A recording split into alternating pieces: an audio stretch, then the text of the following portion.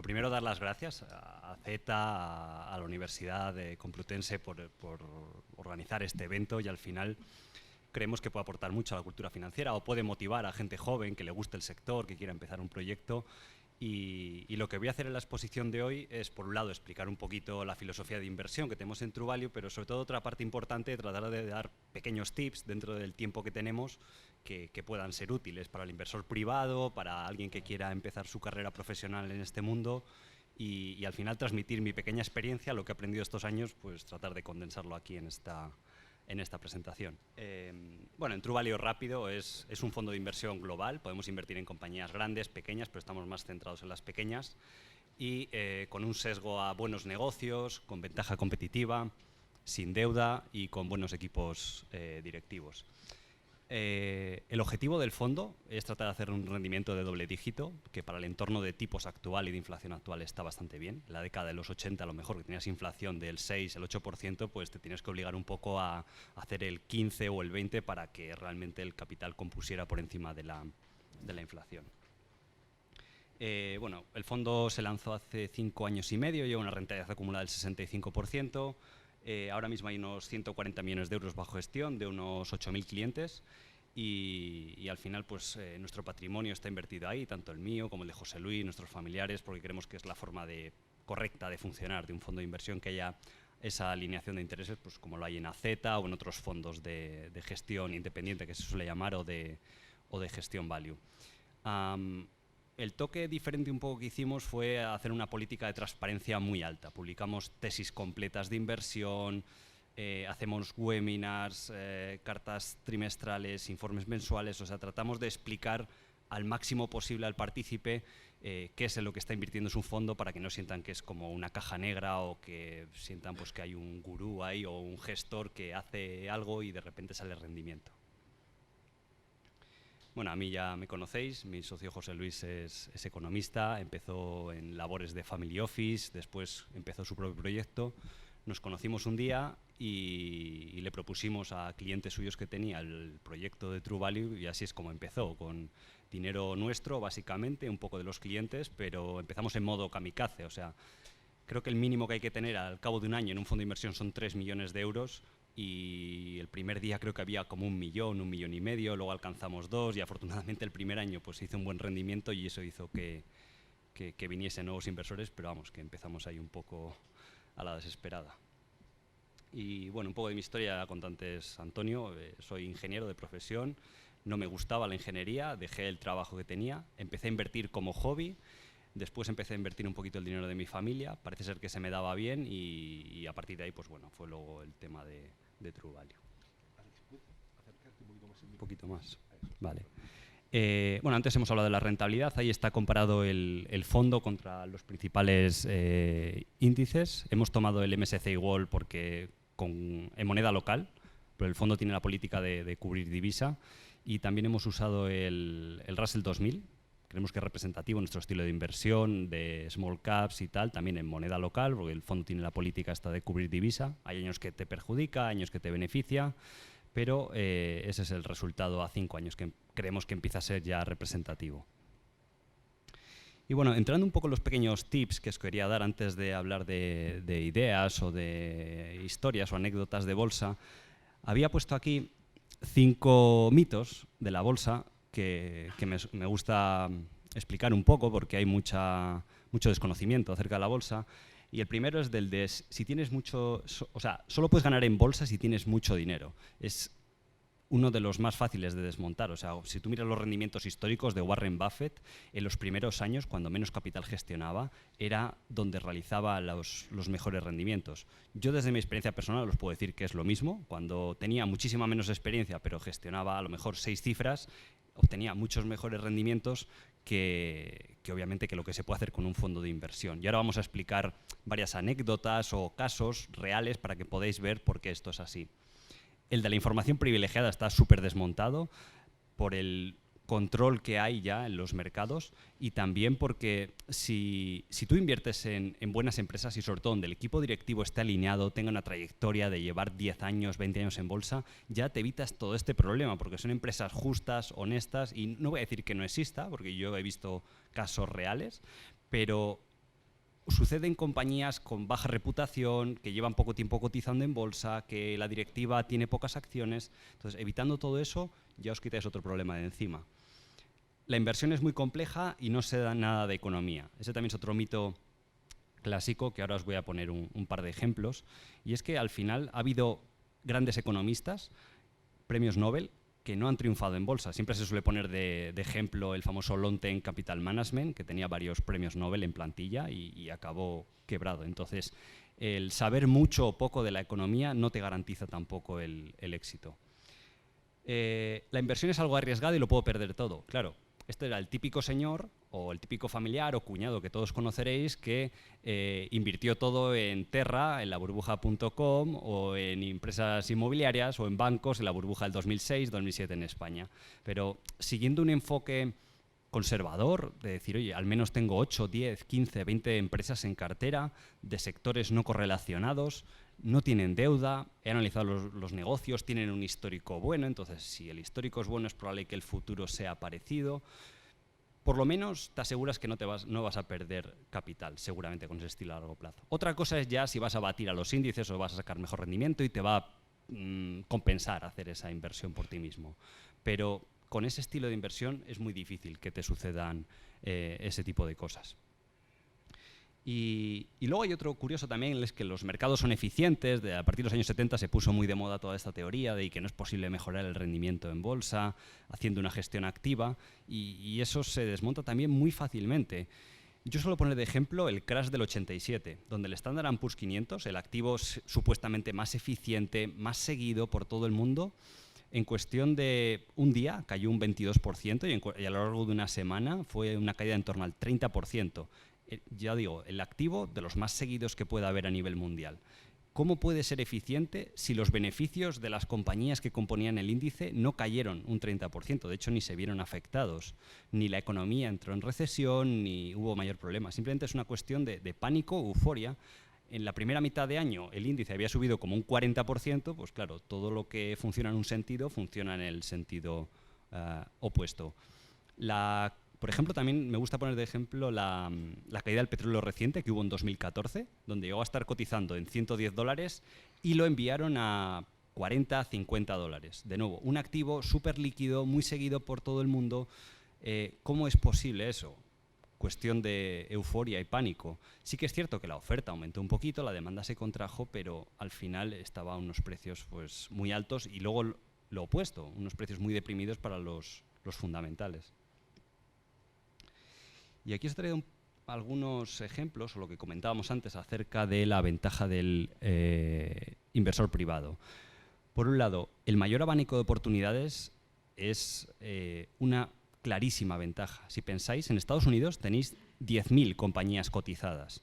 El Standard & Poor's representa solo 500, el 5%, pero hay otras 9.500 fuera de los índices de grandes compañías donde hay un montón de empresas para elegir. Incluso en años muy malos de bolsa, tipo 2008, podéis encontrar empresas que subieron en bolsa. Ojo, no quiero decir que sea fácil con esto, pero que puedes encontrar entre ese abanico tan grande muchas oportunidades invertibles. A nosotros nos llegan ideas, incluso algunos alumnos que tengo me envían muy buenas ideas y las miras y dices, joder, pues es una empresa pequeña, capitaliza 50 millones y intercambia al día 2.000 acciones y eso es una liquidez diaria de 30.000 euros. Pues si tienes que invertir 140 millones de euros, directamente no puedes comprar, o no puedes comprar un porcentaje significativo que represente algo dentro de esa cartera. Entonces, esa ventaja es muy clara para inversores privados o fondos pequeños. Yo también es lo que le aconsejo a la gente, o sea, digo, soy sincero, o sea, Truvalio ya es grande, ha crecido, tal, pero si veis un gestor de fondos que tiene poquito dinero bajo gestión, gestiona 3, 5, 10 millones y lo hace bien, os gusta el estilo que tiene, se enfoca en este tipo de situaciones, es valiente para tener una cartera concentrada, pues invertid en él antes que en un fondo más grande. La mayor posibilidad de concentración también es una ventaja enorme. Yo recuerdo justo el momento anterior, creo que el mes o 2 meses antes de empezar Truvalio, mi cartera personal tenía ya 8 acciones. Empecé teniendo como 20, 25, pero el nivel de concentración llegó a ser de 8 o 10 acciones, 12 como máximo. Y eso, replicarlo en un fondo de inversión, al menos con la normativa que hay en España, es imposible. Si miras la normativa te obliga a tener mínimo 20 acciones o 25 en cartera. Nosotros actualmente tenemos unas 40, pero por debajo de eso no vas a poder llegar nunca. Y eso tiene un efecto sobre los rendimientos.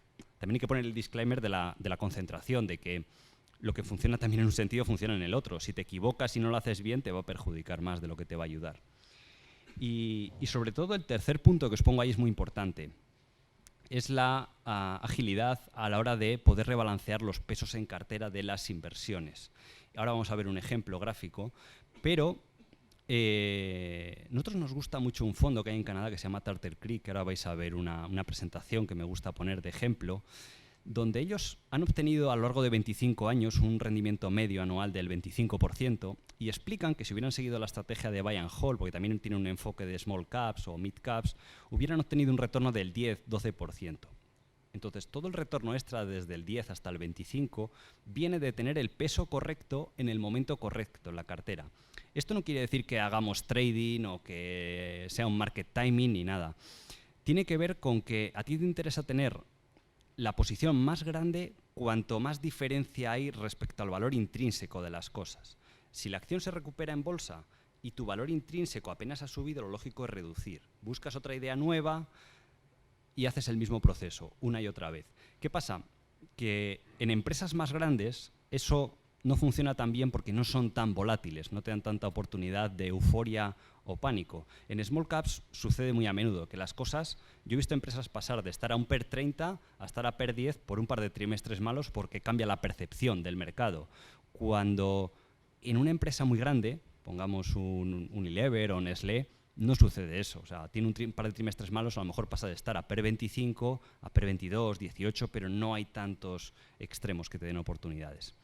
Ahí, entre paréntesis, os he puesto el ticker de 3 acciones que ejemplifican esto. La primera es NVE, esta es NV5 Global. Es una operación que hicimos a principios de este año y ejemplifica la eficiencia de mercado, la supuesta eficiencia y el tema de los pesos.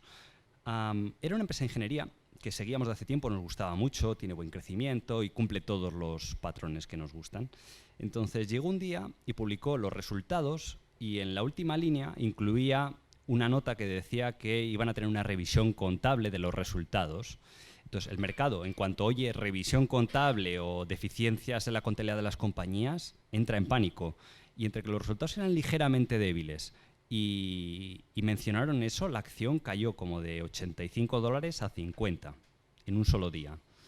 Si tú hacías tu trabajo de escuchar el conference call y ver qué explicación daba la directiva, al final del todo te decía que esa revisión contable no iba a tener un impacto significativo sobre la empresa y que si la hubiera sería positivo porque se habían dado cuenta de que estaban facturando un poquito de menos a los clientes de lo que deberían tener. Entonces, claro, nosotros vimos eso el viernes por la tarde, tuvimos tiempo de analizarlo el fin de semana y el lunes siguiente me acuerdo que la acción abrió al mismo nivel. Entonces, ahí entra en juego, ahora es cuando viene la segunda parte de la historia, la concentración. El fondo envió paquetes grandes, me acuerdo que eran paquetes de 100.000 acciones, y eso llegó a representar como el 1% del fondo, el 1,5%, pero no más, porque no había más volumen para comprar. Y eso que era una empresa ya de 500 millones, 600 millones. Al cabo del día ya había subido un 20%, y a día de hoy ha recuperado todo el pánico que hubo de 50 a 85, un 60%. Pero claro, si tú eres un inversor privado, conoces eso, puedes comprar, no hay riesgo, estaba muy barata la empresa y por lo que había caído era incorrecto. Puedes comprarte un 15, un 20% de tu cartera, una posición muy grande y además te la compras al momento. Entonces, aquí podéis ver, por un lado, la poca eficiencia de los mercados y por otro lado, la posibilidad de concentración de un pequeño inversor o de un pequeño fondo. La siguiente empresa, la que está al lado, WLDN, es Willdan Group. Es una empresa que también seguíamos desde hace mucho tiempo. Compramos, subió. Cuando llegó a 35 o 36 dólares, vendimos. Y lo que sucedió después es otro caso como este. Era una empresa que dependía bastante de unos créditos fiscales y con el cambio de gobierno de Trump pues no estaba claro si se iban a conceder o no. Pero cuando se concedieron y se renovaron para los próximos 7 años, tú podías encontrar la información, estaba publicada y demás. Y los inversores habían tumbado la cotización principalmente por esa incertidumbre, pero la información llevaba publicada ahí un mes, 2 meses. Entonces, sucedió lo mismo. El fondo empezó a acumular, no todo lo que nos hubiera gustado, una posición quizás del 1, el 2%, Y al publicar resultados, la directiva ya le explicó al mercado que lo habían renovado, que las perspectivas siguen siendo buenas, que el negocio iba bien. Entonces tuvo una subida como de 18 o 20 dólares a 35, casi 40. O sea, prácticamente se dobló a lo largo de los siguientes 9 meses. Y es otro ejemplo de cómo aprovechar la concentración y cómo aprovechar la ineficiencia de mercado. En este gráfico podéis ver lo que os comentaba antes de Tartar Creek y este fondo. Ahí lo que se ve es una acción que se llama OpenTest. Nosotros la hemos tenido alguna vez en cartera y podéis ver en la línea gris los diferentes pesos que tenía el fondo en cada momento, en función de cómo estaba la cotización y los fundamentales. Entonces podéis ver como alrededor de mitad del 2015 la acción cae. Me acuerdo que ahí cayó porque el CEO le detectaron un cáncer y también eso al mercado le da mucho miedo, tal, pero al final puede venir otra persona y gestionar el negocio, porque de hecho él llevaba en el cargo 3 años. Seguía siendo una buena compañía, tenía ventaja competitiva y al final si inviertes en buenos negocios no es tan dependiente como un mal negocio de un cierto equipo directivo. Entonces ahí lo lógico es aumentar el peso. Después publica resultados, la gente de nuevo cuando ve los resultados se le pasa el miedo, la acción sube, ¿qué haces tú? Lo opuesto. Veis ahí como unos meses después en las barras grises, pues el fondo reduce su peso. Entonces, lo significativo, como os pongo ahí, es que con ese proceso de rebalanceo has obtenido un rendimiento en un año del 6% en una acción que ha hecho menos 4%. Tenéis aquí incluso otro ejemplo a más largo plazo. Esta es una empresa de ingeniería y de automatización de procesos en Canadá, que es un buen sector en crecimiento y demás. Entonces, podéis ver ahí cómo viene la caída del 2008, la acción pasa a estar muy barato y en la línea verde tenéis el valor intrínseco o el cash flow que producía la acción. Entonces, podéis ver cómo la acción en un momento dado en 2008, a ver si os puedo señalar por aquí, en esta zona, podéis ver cómo la cotización cae, pero los fundamentales incluso suben ligeramente o se mantienen. Entonces ahí lo lógico es que el fondo tome una posición muy grande, veis ahí que llega hasta el 17-18%, y luego, a medida que se recupera la cotización, no se aprecia del todo en el gráfico, pero pasó como de 3 dólares a 7, 8 dólares, es reducir, y podéis ver ahí como el gráfico de la línea del fondo se reduce el peso en cartera del 15 al 13. Y luego en los años siguientes, a medida que la cotización se va acercando a ese valor intrínseco, a esa línea verde, que es un valor subjetivo, hay que poner, ahí es donde entra la valoración del gestor y el trabajo de análisis y demás, siempre dentro de un rango, no hay un valor específico. Cuando escuchéis hablar de valor intrínseco, no es una cifra definida, normalmente es un rango. Entonces, ahí probablemente lo que pasó en esos años, en 2012-2013, es que ya la divergencia entre valor y precio no era tan alta y lo lógico es quizás pasar a otras ideas de inversión. Entonces, tenéis ahí el caso curioso de que a lo largo de 10 años, una empresa que ha estado plana en bolsa, que ha hecho menos 2% en el periodo acumulado de 10 años, tú, a base de tener los pesos correctos, cuando mayor es la diferencia entre valor y precio, se genera una tira anualizada del 30% contra un 10%, o sea, el 2% es acumulado desde el 2004 y el 10% es decir, voy a hacer un buy and hold, la he comprado en 2008, la mantengo y ya está. Y el 30% es asignando el peso correcto en cartera. Otro consejo habitual que va en relación con la parte de saber de economía y los expertos y todo esto. Esta es una de mis gráficas preferidas y que más me gusta enseñar. Tenéis por un lado la línea verde, que es lo que ha hecho el Standard & Poor's 500, si uno hubiera estado invertido desde los años 50. Y luego hay otras dos líneas muy curiosas, la roja y la azul. La azul es, como llamo yo, el estilo de inversión suicida. Es decir, esa línea, lo que hace ese método de inversión es estar solamente invertido cuando la bolsa está cara. O sea, lo contrario de lo que te dice todo el mundo de oye, que ahora está el PER por encima de la media histórica, el mercado ha subido mucho, pues eso es un factor de inversión que podéis ver donde hay periodos en los que la bolsa estaba barata, claramente, entre el 71 y el año 86, pues ahí la bolsa está muy barata. Entonces el método, veis que la línea roja se pone plana porque dice, uy, no, yo como estoy loco y la bolsa está está barata, yo no quiero invertir. Entonces el tío, los mejores años de bolsa, se tira desinvertido.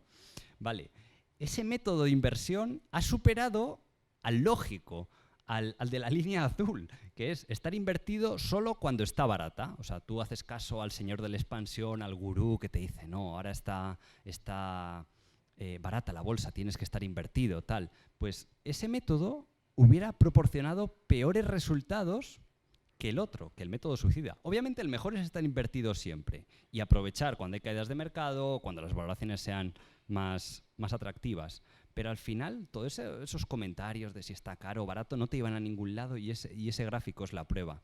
Otra cosa es que a lo mejor me digas que has invertido en bolsa de Japón a PER 90 o cosas así, como llegó a estar en los años 90. Pues hombre, ahí sí, lleva 30 años sin recuperarse y las minusvalías han sido enormes. El equivalente de Telefónica, pero la versión japonesa, llegó a cotizar a más de PER 100. Cuando Telefónica, pues aquí ha estado a PER 10, 20, la burbuja.com sí que llegó hasta niveles muy altos. Entonces, entrando dentro de zonas razonables, no de burbujas masivas, lo mejor es estar invertido siempre, tratar de comprar buenas compañías, unas valoraciones razonables y al final funciona.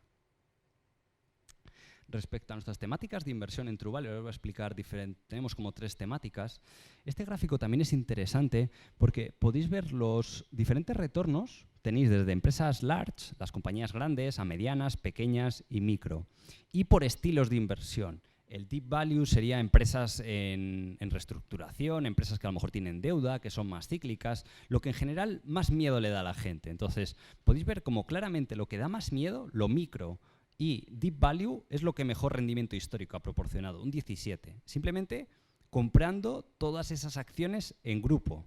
Pero claro, da miedo. O sea, si ves el tipo de acciones que tiran esos filtros en ese segmento en concreto, hay que tener valor para comprarlas.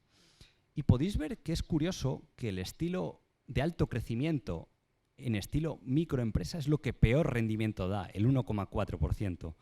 Porque suelen ser negocios que a lo mejor tienen crecimiento alto 2, 3 años porque han sacado un producto que se pone de moda, pero que no tiene ningún tipo de ventaja competitiva, que es también lo que deberíamos buscar en el análisis. Y lo que acaba sucediendo es que la gente se emociona, te las manda a peres altos, 30, 40, cuando en realidad es una moda pasajera y ese crecimiento no va a perdurar en el tiempo. Entonces, por eso ese estilo de inversión no proporciona tanto rendimiento. De hecho, si uno quiere invertir en alto crecimiento, podéis ver que el rendimiento es mejor siendo compañías grandes, porque ese crecimiento suele ser más sólido, dado que está basado en una ventaja competitiva duradera en el tiempo, no de modas pasajeras, como suelen ser en empresas muy pequeñitas que sacan algún tipo de hit o producto específico o servicio puntual. Nosotros dentro de Truvalue tenemos estas 3 temáticas de inversión, las situaciones especiales, lo que llamamos los compounders y las small caps poco conocidas o baratas. Entonces, las situaciones especiales, yo recomiendo mucho un libro que se llama You Can Be Stock Market Genius, de Joel Greenblatt. Es uno de los mejores libros que se ha escrito en bolsa y no se ha traducido al español porque es un libro un poquito más técnico y hizo que no fuera tan popular, pero es altamente recomendable si ya tenéis un cierto nivel. Entonces, You Can Be Stock Market Genius. O sea, no es el mejor título del mundo, pero eso tampoco ayudó a que se convirtiera popular, porque parece el típico libro así de robots de trading y todo esto. Entonces, ahí he puesto varios ejemplos de algunas de estas compañías, ahora podemos ver alguna en particular, pero al final las situaciones especiales es una situación transitoria que le está afectando a una empresa, por ejemplo, empresas que se van a dividir en 2, empresas que han salido a la bancarrota, que salen con ese estigma de que han hecho perder dinero a todo el mundo que estaba invertido en ellas, con lo cual cuando salen a cotizar salen muy baratas porque nadie quiere tenerlas. Situaciones de empresas que hacen recapitalizaciones, que se llama, donde a lo mejor tienen poca deuda, piden mucha deuda para devolver dinero a los accionistas. Empresas que a lo mejor ciertas partidas contables están oscureciendo el potencial de la compañía. Y ya os digo, ahora veremos varios ejemplos. Luego nos gusta mucho también la temática de los compounders, que estos son empresas más para hacer buy and hold, de tenerlas muchos años, invertimos en ellas a un plazo de 3, 5 años. Las situaciones especiales suelen ser de 6 meses, 1 año, 2 años, pero estas, para que den sus frutos, suelen ser a 3, 5 años. Y ahí hemos tenido buenos rendimientos, por ejemplo, el caso de Constellation Software, no sé si compramos como a $200 y está ya en $1.200 a lo largo de estos 5 años. Premium Brands también nos ha ido muy bien, Boyd Group, de todas estas inversiones también, si seguís, tenemos un pequeño canal en YouTube que se llama El Arte de Invertir y ahí solemos publicar tesis y pues invertimos en ellas, también un poco pues, lo que decíamos antes para darles un poco de visibilidad al partícipe.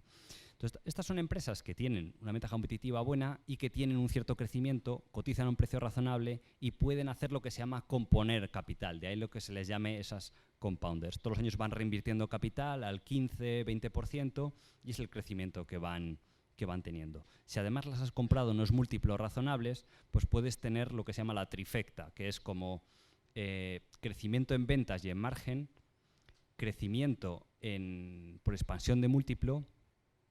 Y eso hace que empresas que a lo mejor durante 3, 5 años solo te crecen un 80, 100%, se doblan, si a la vez tienes expansiones de márgenes y de múltiplos que cotizan en bolsa, se pueden llegar a multiplicar por 4 o 5 veces. Entonces, un estilo de inversión que nos parece bastante atractivo.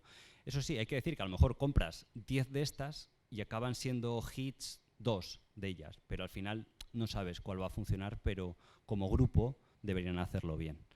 Y luego tenemos ahí small caps baratas, pero que están poco seguidas por el mercado. Un ejemplo actual que tenemos es Grupo Guillín, que nos gusta poner de ejemplo. Es una compañía que hace las típicas bandejas de plástico que podéis ver en el supermercado, donde va el pescado, la carne, y ahora todo lo que sea mencionar plástico es casi que te echen de cualquier fiesta. O sea, no está de moda y está muy estigmatizado. Iba a haber una regulación en Francia.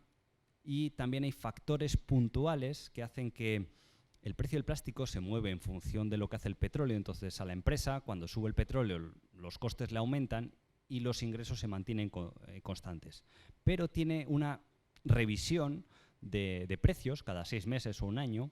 Entonces, hay un decalaje entre que suben los precios del plástico y la empresa empieza a cobrar más a los clientes, pues publica durante 6 meses, un año, año y medio malos resultados y la gente entra en pánico. Entonces es una empresa muy estable, que no sufre las crisis, que no tiene deuda, todas las del sector suelen tener deuda, la familia está muy alineada, está comprando acciones a mercado y hace nada estaba cotizando a 40 euros y hoy la tienes a 18. Una empresa que crece históricamente al 5, al 10%, pues está cotizando eso a un PER 8, cuando las mismas del sector pues te las encuentras a PER 16, PER 20, y es simplemente porque es eso, es una small cap poco analizada, que no la siguen muchos analistas y que tiene esos problemas transitorios. Este es otro ejemplo que nos gusta poner de small cap barata y por qué se encuentran estas situaciones. Es MG Coutier. Esto es una empresa que fabrica componentes de automóvil y ha habido 2 fases en la cotización. La primera es de estar hiper barata. En 2012 yo me acuerdo de seguir esta acción, de estar a PER 3. O sea, el mercado la valoraba como si el mundo se fuera a acabar. Estaba el problema de Grecia, de la posible disolución del euro, el problema de la deuda en los países del sur de Europa.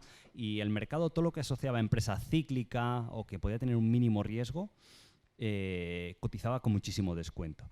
Pasaron los miedos y la empresa subió bastante en bolsa. Luego tuvo otro periodo de estancamiento y ahí es cuando ya disponía del fondo y el fondo estuvo comprando en el nivel de 11, 12 euros. Lo que vimos ahí es que había lanzado una nueva línea de negocio que tenía gastos en forma de investigación y desarrollo, pero todavía no tenía ingresos, con lo cual tenías unos gastos anuales de 20 o 30 millones de euros y 0 ingresos. Eso hacía que la cotización y los beneficios estuvieran deprimidos. ¿Qué iba a pasar si tú analizabas la empresa? Que con los contratos que ya había firmado iba a facturar 100 millones de euros de esa línea de negocio. Eran unos depósitos de unos tanques de combustible que se llama el AdBlue, que es para los coches diésel, para que contaminen menos. Y era un sector que estaba creciendo también bastante. Entonces, tú analizabas y cuando esos costes de desarrollar ese producto se fueran a cero y empiecen a dar frutos, pues la empresa iba a ganar como el triple. Estaba ganando 1 euro por acción, cotizaba a 10 euros, que era un PER 10, que era un múltiplo razonable para ese momento, pero a lo largo de 2 años los beneficios se fueron de 1 euro a 3 euros por acción.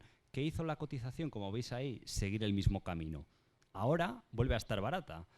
La gente, como en el 2012, le entra miedo a las empresas cíclicas, a qué puede pasar, que esto se va a acabar. La empresa además no tiene deuda, está la familia, está alineada. También tiene miedo a qué puede pasar con el coche eléctrico, pero al final va publicando resultados trimestre a trimestre y siguen siendo buenos. Pues también es otra empresa que cayó casi de 40 euros a 15 que está ahora. Esta es una situación especial que hicimos, que ya expliqué el año pasado, un poco por encima. Era una situación de una empresa poco conocida, la directiva estaba haciendo ver que ganaba menos dinero del que realmente ganaba la empresa, a la vez estaba recomprando acciones para aumentar su participación en la compañía, y cuando vimos eso, pues el fondo estuvo intentando comprar todo lo que pudo. Y una vez que fue evidente para el mercado, pues la puso en precio. Pasó como de 1,60 € a 12, ahora ha retrocedido también, como MGI, estará a 6 o 7 euros.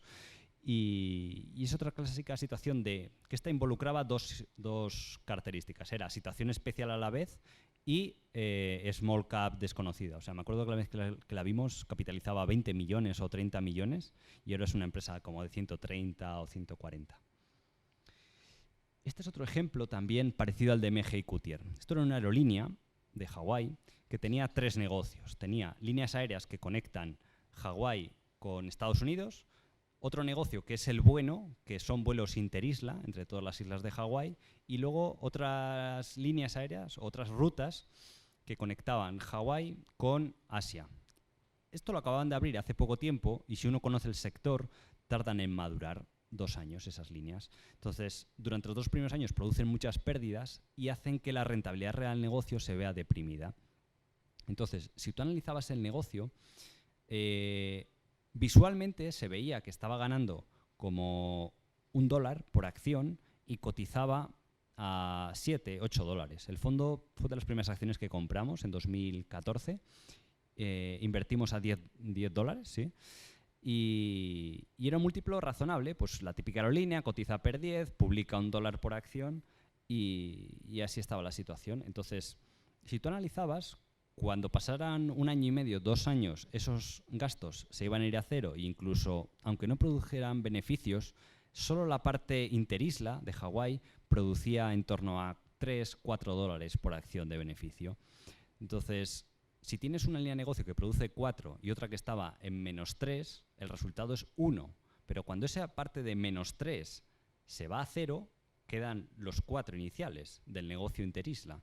Entonces, a lo largo de los siguientes 2 años, lo que pasó es que la empresa fue publicando esos resultados y la cotización iba subiendo al ritmo que iba publicando resultados. Un trimestre iba siendo 1,50, pues los analistas te decían, no, tiene que cotizar a per 10, porque son empresas también peor analizadas y menos seguidas. Y así sucesivamente hasta que llegó a per hasta 50 dólares. Hay que decir que subió muy por encima de lo que esperábamos porque cayó el petróleo a la vez y eso le ayudó un poquito a los costes. Pero bueno, incluso sin eso hubiera funcionado. Esta es otra también, es Plastic Omnium, al igual que MGI Coutier, es otro sector que también nos gusta mucho, que es el de los componentes de automóvil. Y cuando hubo el escándalo de Volkswagen, en el verano de 2015 del Dieselgate, pues Plastic Omnium era uno de los principales suministradores. Entonces el mercado decía, uy no, Volkswagen tiene problemas, con lo cual Plastic Omnium también, porque si es de sus principales clientes, no suponía mucho, pero creo que era en torno al 20%.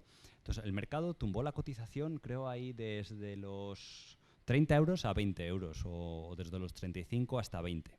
Entonces ahí el fondo estuvo comprando en esa zona de 20 y un poco el análisis que hicimos es decir, si Volkswagen tiene problemas, alguien más venderá coches, la parte de cuota de mercado que pierda Volkswagen, si llega a ser tan malo, que al final no sucedió, si llega a ser tan malo, alguien completará esa cuota de mercado. Y si Plastic Omnium es el líder en la fabricación de componentes de plástico, lo que hace principalmente son los parachoques de los coches de trasero, delantero y algún otro componente de carrocería, pues estos otros fabricantes acudirán a Plastic Omnium y sustituirán un cliente por otro. Pero al final, si tienes un producto bueno y el consumidor final lo va a necesitar o se van a seguir vendiendo coches, independientemente del escándalo de Volkswagen o no, la empresa debería ir bien. Entonces, Pasaron varios meses y la gente, de hecho, se dio cuenta que las ventas de Volkswagen no bajaron y pasó de nuevo de estar a 20 euros a 35. Y ha pasado un poco como en MGI. Subió a máximos, a 40-45 euros, la gente de nuevo le entra el miedo, que si las empresas value, el coche eléctrico, pues un poco igual que lo de 2012, y ha vuelto a retroceder. Ahora no se ve en el gráfico, pero estará en el entorno de 20-24 euros. Y luego, obviamente, pues no todos son alegrías, también hay fiascos, y esta fue una empresa que invertimos el año pasado, que era una empresa de gestión de activos inmobiliarios, y el fundador estaba alineado, o sea, la empresa cumplía parte de los requisitos. Parecía que había una ventaja competitiva, que tenía acciones, que no tenía deuda, tenía un cierto crecimiento y también cotizaba a un precio barato. Entonces, parece que todo estaba alineado. Además, tú invertías ahí pensando que estabas invirtiendo casi con alguien parecido a Warren Buffett, pero acabó siendo alguien más parecido a Jesús Gil dentro del sector inmobiliario. Entonces, lo que acabó sucediendo es una serie de malos resultados, una serie de mal gobierno corporativo, de aprovecharse de los accionistas, y eso provocó pues una caída de la cotización como del 70%. Hay que decir, la lección es que también se ha recuperado con posterioridad, pero una vez que ves ese tipo de cosas, que no puedes confiar en la directiva de un negocio, que te intentan estafar, lo mejor es salir y tampoco preocuparte de si la acción se recupera o no. Como decía Peter Lynch, hay gente que en la bolsa se ponía dos dedos así delante cuando veía el periódico porque no quería ver las acciones que había vendido por si habían subido después de venderlas. Al final, no tenéis que tener esa rémora, porque cualquier cosa que vendas en bolsa, probablemente incluso a futuro, si la vuelves a revisar, la acabe haciendo bien. Y eso a la gente le crea un sesgo mental de mantener las inversiones por demasiado tiempo cuando caen, o vender demasiado rápido cuando han subido. Yo ese también es un consejo que le doy a toda la gente que está empezando o que lleva poco tiempo en bolsa. El error más habitual que veo es aguantar demasiado las pérdidas y vender demasiado rápido a nada que la acción sube un 20 o un 30%. Es el error más habitual. Y tiene un sesgo psicológico de que cuando uno está empezando en bolsa, no se lo acaba de creer. O sea, al principio el mejor consejo también que le doy a la gente es que os engañéis un poco a vosotros mismos y creed en vosotros mismos de que se puede hacer. Entonces, como la gente al principio no tiene seguridad, no se lo acaba de creer, en cuanto suben las acciones, sienten que no es su estado natural el estar ganando en bolsa porque no se lo acaban de creer, entonces a la primera de cambio venden. Sin embargo, cuando caen, piensan que su estado natural es perder porque se sienten que todavía no controlan, y tu reacción natural es mantener esas pérdidas durante demasiado tiempo. Otra empresa que también nos gusta poner de ejemplo, que salió mal, esta la compramos también al poco de iniciar el fondo. Era una empresa de semiconductores y estaba muy barata, de nuevo, tenía ventaja competitiva, buenos márgenes, no tenía deuda. No cumplía el factor, y ahí puede estar parte del error, de que la directiva tuviese acciones o estuviese alineado con el resto de los accionistas. Entonces, lo que sucedió es que se retrasó en la publicación de los resultados anuales. Y eso normalmente ya es una bandera roja cuando uno lo ve. Y luego, además, cuando los publicó, lo que vimos era que la cuenta de clientes se había disparado en relación al crecimiento en ventas. Entonces, eso también es una segunda bandera roja. Y la tercera bandera roja era que el equipo directivo era demasiado promocional para lo que es lo habitual de la industria. Entonces, cuando ves esa combinación de esas tres cosas, por muy buena que sea la empresa o por muy barata que esté, lo lógico es vender y esperar a que se aclare o que tú tengas una cierta certidumbre. Entonces, lo que sucedió ahí es que creo que compramos como a $20. En cuanto vimos los problemas a 16, salimos corriendo, o sea, vendimos todo a mercado. Y luego la acción se desplomó hasta $8, un 80%.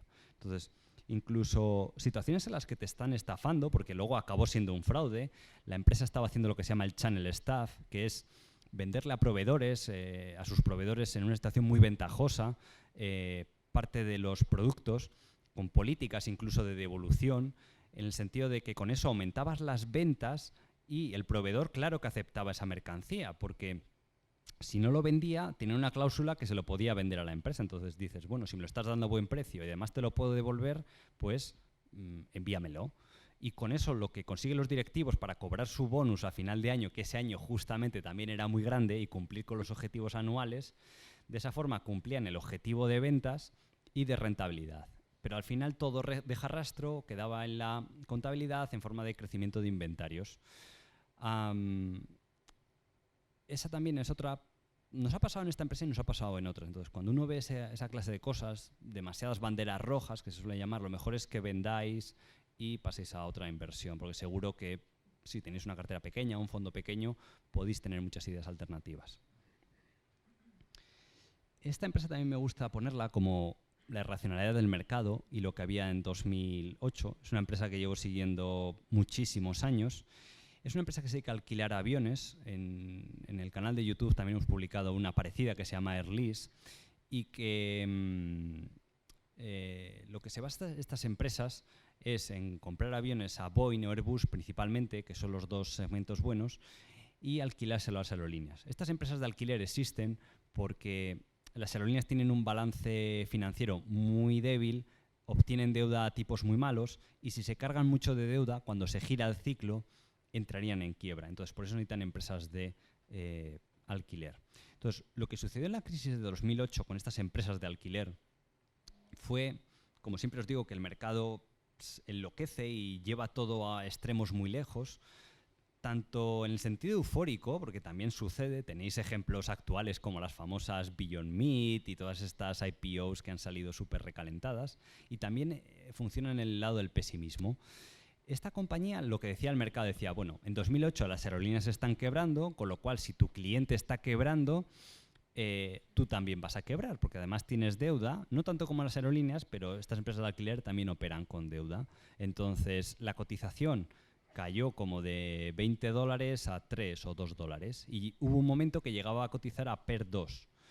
Y los resultados de la compañía que os pongo en la siguiente presentación son esos. Si veis ahí el círculo este grande, son los beneficios por acción durante la crisis. Podéis ver cómo de beneficio por acción en 2008, 2009, 2010 hizo 1,80, 1,94, 1,84. O sea, cualquier persona que vea eso pues dice, aquí no hay ningún tipo de crisis, ni ha sucedido lo que el mercado pronosticaba, ¿no? Que estaban quebrando todos los clientes. Y eso es por una falta de análisis de cómo funciona el negocio. Lo que sucede cuando una aerolínea quiebra son dos cosas. Primero, que otra roba tu cuota de mercado, con lo cual van a necesitar alquilar aviones. Entonces, AerCap o Airlease tienen solucionado el problema. O, número dos, que cuando una empresa quiebra, lo que suele suceder es que durante el proceso de quiebra se le eliminan las deudas. ¿Quién pierde ahí? Los anteriores accionistas y los bonistas también normalmente pierden. No toda su inversión, pero normalmente pierden. Entonces, la aerolínea emerge de la quiebra y puede seguir pagando los alquileres. De hecho, AerCap, si te investigabas la compañía durante esos años, había compañías que se declaraban en quiebra y decían, tengo derecho a no pagarte los alquileres de los aviones.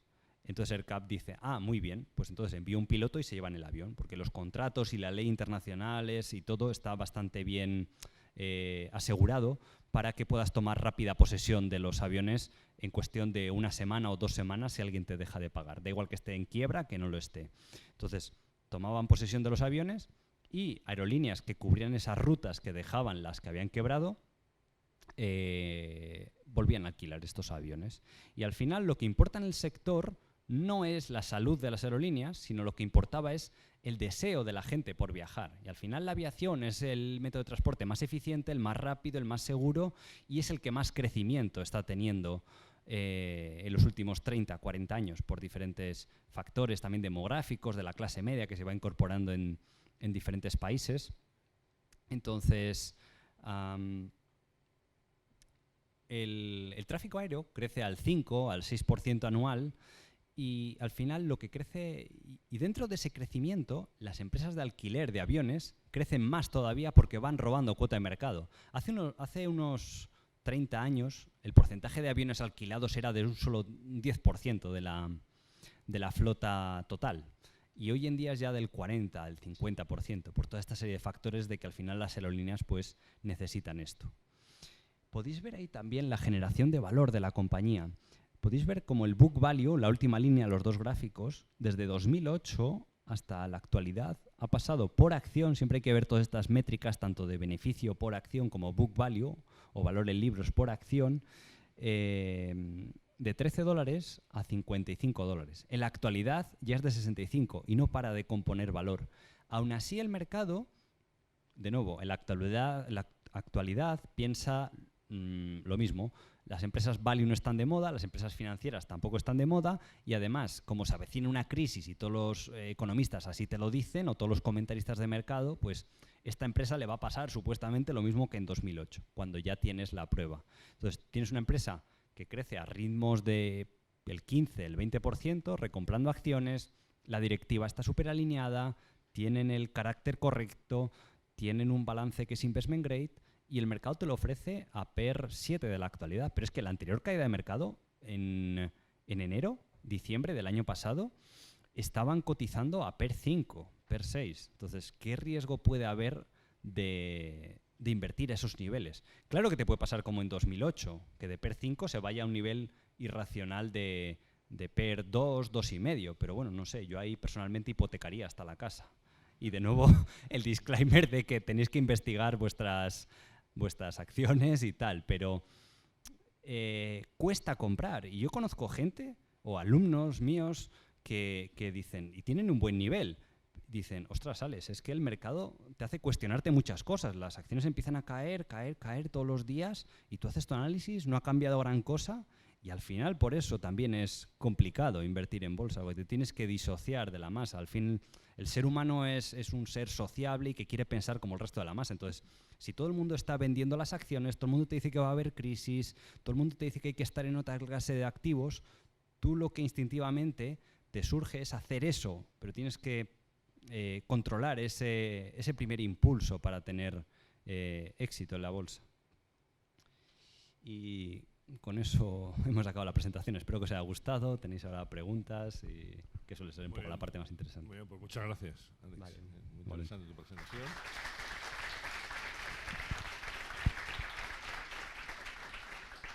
Y vamos con el turno de preguntas. ¿Tenemos micro? Hay micro, sí. Pues vamos a empezar por atrás esta vez. Eso es. Y lo vamos luego pasando hacia la parte delantera del aula. Hola. Vale. Muchas gracias, Alejandro, y también por tu canal de YouTube, que es oro. Gracias, Lo gracias mejor por que la hay. publicidad. Suscríbanse.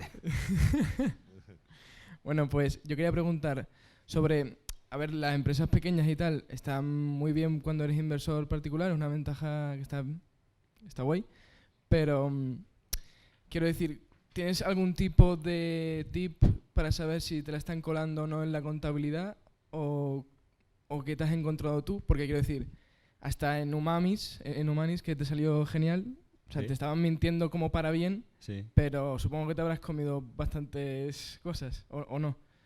Sí, o sea, eso siempre va a haber. O sea, el gestor que te diga que nunca le han estafado en las cuentas miente. O sea, es que a todo el mundo le va a pasar.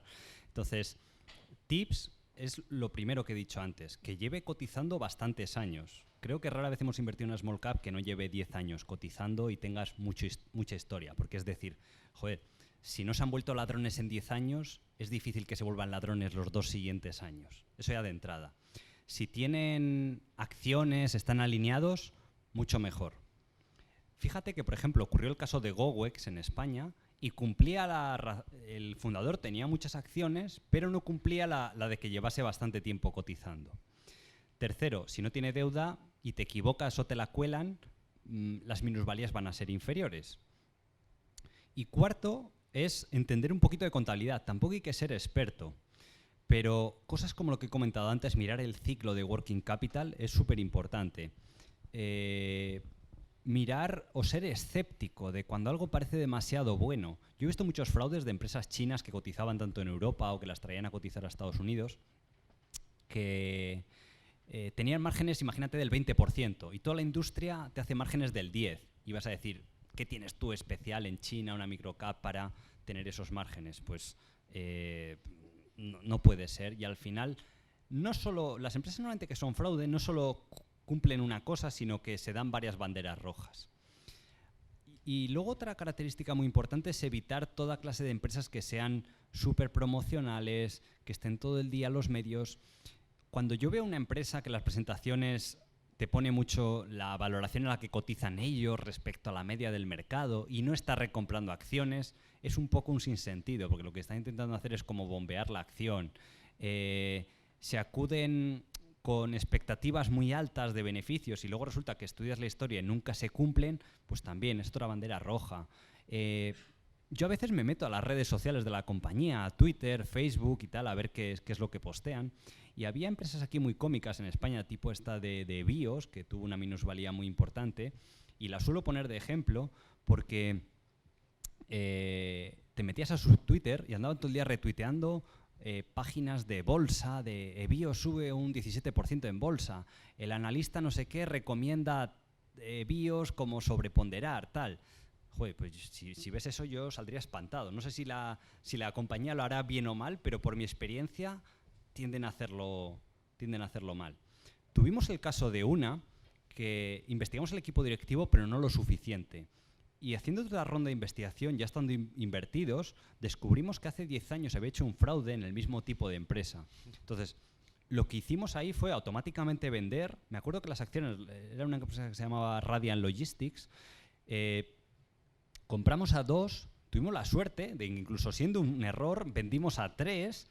Incluso después de vender nosotros, el resto de gente seguía sin verlo y se fue a 9. ¿Vale? Y luego de 9 ha vuelto a 3 y parece ser que el hombre ahora se ha reformado y ahora no roba, pero puede ser que en el futuro te estafe, no lo sé si cambiará o no, pero ahí está el precedente histórico. Entonces, al final la bolsa es dura por eso, porque la gente a veces descubres algo y dices, ¿cómo el resto de la gente no lo está viendo? Y además te triplican la cotización del valor. Tuvimos otro caso, otra empresa que también parecía buena, pero también cumplía, el fallo era que llevaba poco tiempo cotizando, pero cumplía que estaba alineado, no tenía deuda, buen equipo directivo, la valoración, todo. Se llamaba Patin Home Monitoring, era de Canadá. Estaba todo muy bien hasta que un día hice una serie de adquisiciones y normalmente nos gusta comprobarlas, a ver qué es lo que compran. Y en un mismo día compraron como 5 empresas y unas de ellas eran varios dominios o páginas web que supuestamente pagaron $800.000 por ellas. Era poco, porque el resto de adquisiciones eran de varios millones de dólares, de 10, 15 millones. Y entre medias te decían, hemos comprado esta y esta, pero entre medias te metían otra. Entonces, nos gusta comprobar todo lo que han comprado, nos metemos a las webs, investigamos. Entonces, cuando llegamos como a la 4ª adquisición, dentro del pack que hicieron de 5, miramos la web, y tú mirabas la web y decías, esto lo puede hacer mi primo de 12 años en una tarde, esta web. Esto no vale $800.000, porque era súper cutre. Era como una web de recetas, o sea, era como una empresa de servicios de salud, y eso supuestamente te iba a traer nuevos clientes o potenciales clientes a base de tráfico por Internet. Entonces, investigando un poco más, tú puedes ir a Internet y ver con el dominio quién es el dueño de esas webs. Entonces, descubrimos que era el CEO de la compañía. Entonces, es como lo que va de un lado va a otro. El dinero de la compañía iba al bolsillo del CEO en base a adquisiciones que eran de risa. Y automáticamente vendimos en cuanto lo vimos. La acción literalmente estaba en 55 céntimos. También nos salió bien porque compramos a como a 30 o 40 céntimos. Era el típico penny stock. Se fue a 50. Y luego recuerdo que de 50 se fue como a 2. También, eso se multiplicó por 4. Y es que además fue vender y en los siguientes 6 meses te hizo por 4. Incluso a ciertos gestores que conocíamos de Canadá, lo dijimos, oye, hemos visto esto, tal, y nos dijeron, bueno, pero es una cantidad pequeña, creemos que no es importante, tal. Lo que sucedió es que los siguientes 9 meses la cotización se desplomó hasta 30-40 céntimos, acabó la empresa quebrada, el CEO estaba por ahí de vacaciones en la Costa Azul de Francia, mientras que la empresa andaba reportando malos resultados, y al final, si te evitas eso, no tienes por qué llegar a descubrir quién es el dueño del dominio, investigar todas las adquisiciones, pero no cumplía ya de entrada que era un pelín promocional y que llevaba poco tiempo cotizando en bolsa. Pero es que luego la historia no acaba ahí. Entre las adquisiciones que habían hecho, en esa orgía de adquisiciones que habían tenido, habían hecho una que sí que resultó ser buen negocio. Entonces, cuando la empresa prácticamente estuvo quebrada, los anteriores dueños de esa compañía separaron la compañía en dos. Entonces, nosotros lo seguíamos habitualmente. Entonces, a principios del año pasado, en 2018, salió a cotizar esa otra compañía, BMED, que formaba parte de esa Patty & Home Monitoring. Entonces, como todo el mundo había perdido dinero en Patty & Home, esa otra salió a cotizar en una spin-off, en una situación especial, que continuaba la saga de Patty & Home. Salió a cotizar súper barata también, crecía al 30%, y los dueños sí que eran más serios, porque les conocíamos un poco de antes. Entonces, salió a cotizar, imaginemos, a un PER de 5 o algo así. Todas las de su mismo sector estaban a PER 25 o 30. ¿Qué pasó? Que salió a cotizar a $2 a principios del 2018 y ahora está como casi a $10. Se ha multiplicado por 5. ¿Cuál es el problema? Que el fondo no pudo comprar todo lo que nos hubiera gustado a esos niveles en cuanto vimos la situación. Era una empresa que salía a capitalizar 50 millones o algo así y había muy poca liquidez al día. Pero de nuevo, si tú eres un inversor privado, tienes la posibilidad de concentrar y tal, eso funciona. Entonces, también, un poco la moraleja es eso, que donde hay riesgo o ocurren cosas malas, a veces también puede surgir la oportunidad. Y, quería terminar preguntándote qué particularidades existen cuando analizas una spin-off. Lo pregunto por la empresa KLXE, que me parece que tiene buena pinta, no sé. Ajá. Sí, eso es una empresa que me suele preguntar la gente porque la explicamos en una de las cartas de inversión y cumplía buenos requisitos. La spin-off, para el que no lo sepa, son las escisiones. Es que una empresa se divide en dos y los anteriores accionistas pues pasan a tener acciones ahora de dos empresas. Sigues teniendo lo mismo, pero la gracia está en que con ese movimiento pones en valor normalmente alguna de las dos partes y por eso se hacen ese tipo de situaciones. Por eso conviene estudiarlas. En Estados Unidos está mucho más trillado. Hace años sí que proporcionaba mejor rendimiento y ahora es en Europa o en el resto del mundo donde mejor rendimiento dan. Nosotros creo que de casi todas las que hemos comprado en Europa han acabado funcionando bien la mayor parte. Entonces, lo que hay que fijarse es ¿dónde va la directiva? Este libro que comentaba antes, el de You Can Be a Stock Market Genius, lo explica perfectamente, con ejemplos y tal. ¿Dónde va la directiva? ¿Qué valoración va a haber? ¿Cómo cotizan los comparables? ¿Cómo va a estar alineados la nueva directiva, la empresa que van? ¿Y cuál es el razonamiento de por qué se produce esa separación? Entonces, no sé cuál era la segunda parte de la pregunta, se me ha olvidado. No, solamente que ¿en qué se diferencia el análisis de una spin-off de una empresa normal y corriente? Sí, el KLXE, que se me había olvidado. En esa spin-off invertimos, por eso, porque cumplía el tema de que la directiva era buena, tenía buen histórico, no tenía mucha deuda y estaba barata. Entonces nos parecía buena idea, compramos como a 25 y meses después, es una empresa un poco cíclica porque lo que es un oil service que hace servicios complementarios para la industria del petróleo. Lo que vimos era que todo el mundo o todos los comparables estaban rebajando las previsiones y los fundamentales eran malos. Halliburton, Schlumberger, hay varias de estas grandes. Entonces, esta gente había mantenido el guidance. Entonces eso nos dio un poco de miedo de que fuese a funcionar mal y decidimos vender. Ahí tuvimos suerte porque luego sí que es cierto que ha bajado de 25 a 18 y ahora está realmente barata. Hay que ver si realmente se produce esa caída de beneficios, pero esa es un poco la explicación. Entonces, a veces uno como inversor, yo te puedo contar lo que os digo antes, una acción que me encanta, me entusiasma, pero puedo cambiar de idea en 2 o 3 días. No sé si es una virtud o un defecto, pero a mí me parece lógico decir, oye, no estás arraigado emocionalmente con las ideas. Las ideas son lo que son. Y si los fundamentales cambian o tu confianza en la compañía cambia, lo lógico es buscar otra idea. Más preguntas. Allí por el fondo hay alguna y vamos pasando el micrófono hacia adelante. Pues pásalo por aquí entonces.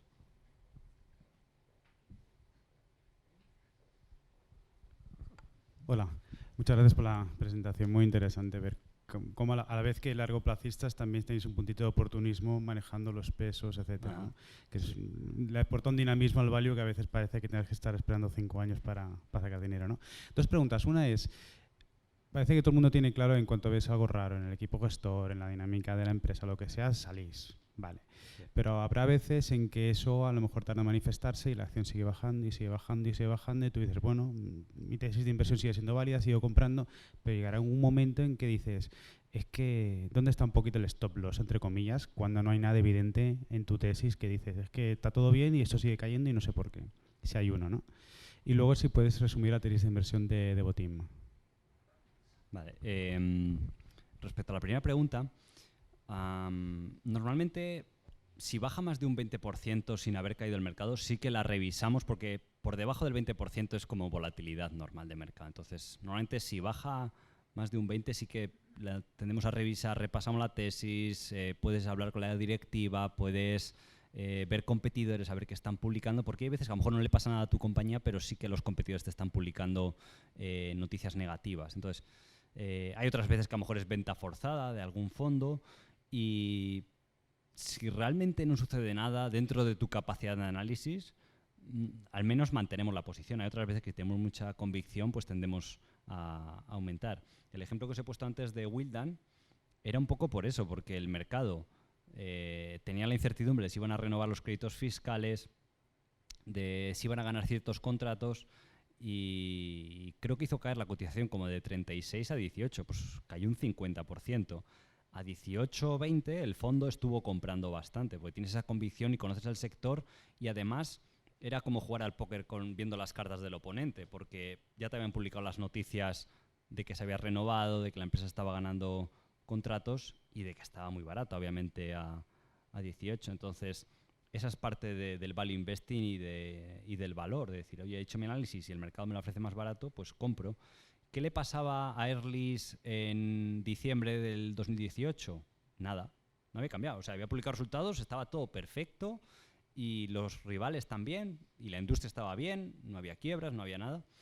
Y la acción estaba en mayo, creo, llegó a tocar 50, 55 dólares. 9 meses después estaba en 28, un 50% de caída y no ha sucedido nada. Pues ahí el fondo pasó de tener un peso del 1 casi residual o un 1 y algo al 6%. En esa sí que tienes la ventaja de que es muy líquida y puedes comprar todo lo que quieras en el momento que desees. Y luego me habías preguntado por Devoteam. La hemos explicado alguna vez en alguno de los webinars que hacemos, pero básicamente es una empresa de servicios IT que hace implantaciones de la nube, del cloud computing, del SaaS, de inteligencia artificial, o sea, todos los sectores que están en supercrecimiento, las empresas que fabrican ese software, que no es Devoteam, porque Devoteam simplemente lo instala a los clientes, es un negocio con márgenes más pequeños, pero se beneficia igual de ese crecimiento.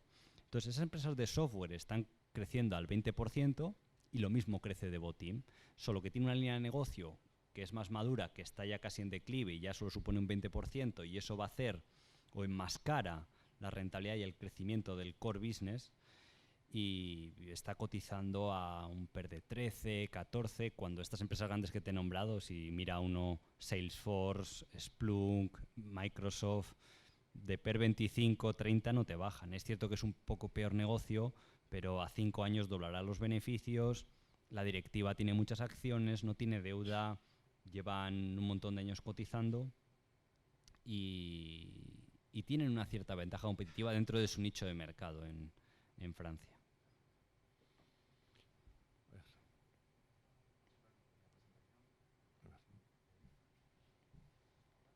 ¿Se escucha? Ahora. Bueno, quería hacerte una pregunta doble. Una es cuando tú, imagínate, analizas un sector, sea por ejemplo el de IT, y ves que hay 3 empresas que te gustan muchísimo y que puedes comprar las 3 pero solo te gusta una, solo puedes tener una en el fondo. ¿Cómo es tu proceso de descarte de esas 2? Y, ¿sabes? ¿Cuáles son los drivers para que te quedes solo con una? Y la segunda es, teniendo en cuenta que te gustan mucho las small caps, ¿no? Sobre todo las francesas y las canadienses, ¿por qué no tienes a lo mejor tantas empresas del mercado OTC americano, que es donde supuestamente hay una variedad inmensa? Vale, la primera pregunta. Respecto a los sectores, lo primero que hacemos es tratar de invertir en las mejores del sector, porque me he dado cuenta que funciona muchísimo mejor. Ese error, por ejemplo, lo cometimos el año pasado, invertimos en Táptica y también conocíamos Trade Desk. Trade Desk cotizaba a $40 y se fue a $200. Es cierto que ahora ya cotiza a niveles de euforia, pero en ese momento una estaba a PER 15 o algo así, o PER 12, y la otra estaba como a PER 25, pero con más crecimiento y muchísimo mejor negocio. Entonces, lo que nos funciona mejor normalmente es la mejor del sector o de las mejores. Por ejemplo, en Canadá sucedía eso. Cuando descubrimos Constellation Software, Enhouse y OpenText, la que más peso tuvo era Constellation Software, a pesar de que cotizaba a múltiplos superiores. Otra cosa es que ya me digas que cotiza a múltiplos muy altos, por encima de 30, no sé, me parece ya que no hemos comprado nunca una cosa. 25, 22, por debajo de eso sí que hemos invertido. Entonces, si la cotización entra dentro de lo razonable, aunque sea alta, la recomendación es mejor que sea la más fuerte del sector, porque tiende a funcionar mejor a largo plazo. Es como que las buenas compañías, cuando te sorprenden positivamente. Y las malas o las más baratas normalmente a lo mejor te sorprenden negativamente cuando hay esas sorpresas. Pero, por ejemplo, en el caso de AirCap y Aer Lingus, que son del mismo sector, que son muy parecidas, Sí. ¿ahí cuál fue un poco el criterio para que cogieras una y no cogieras la otra? Estaban las dos, de hecho, en el fondo, casi con el mismo peso, porque son prácticamente el mismo modelo de negocio y desde mi punto de vista son las dos únicas invertibles, porque tienen el modelo de negocio de escala, te hace falta mucha escala en este sector, tanto por el lado de la financiación como poder acceder a los aviones correctos, porque las listas de espera son de 8 o 10 años, entonces estar en los primeros puestos de la lista de espera es un activo muy importante. Entonces, las más pequeñas del sector no son invertibles. Y a pesar de que están a la misma valoración o incluso más caras. Y están más caras en bolsa porque reparten todo lo que ganan en dividendo. Mientras que AirCap o Airlease, AirCap recompra muchas acciones, que es mejor que el dividendo, y Airlease lo reinvierte en crecer. Pero ambas, el crecimiento del valor intrínseco va a estar en torno al 15% y estaban cotizando a PER 6 o 7. Entonces, las dos han dado más o menos el mismo rendimiento histórico los últimos años y estaban a la misma valoración, entonces ahí no hay tanta divergencia. Y El mercado OTC. El mercado OTC. Cuando empezamos el fondo había más empresas del OTC, pero el problema de ese mercado es de nuevo lo que te decía antes, la iliquidez. Hemos tenido Meritage, Hospitality Group, que eran cadenas de restaurantes de Wendy's. No poseía la franquicia, pero sí operaba los restaurantes. Es muy buen negocio, predecible, y cuando invertimos estaría un equivalente a PER 6 o 7, cuando mismas cadenas del mercado principal estarían a PER 20 o 15. Pero ¿qué pasa? Que esa acción intercambia, recuerdo ahora, unas 2.000 acciones al día, o 1.000 acciones de 18 euros, eran $18.000. Hicimos también Nubera Communications, también salió bien, pero la liquidez era muy, muy baja.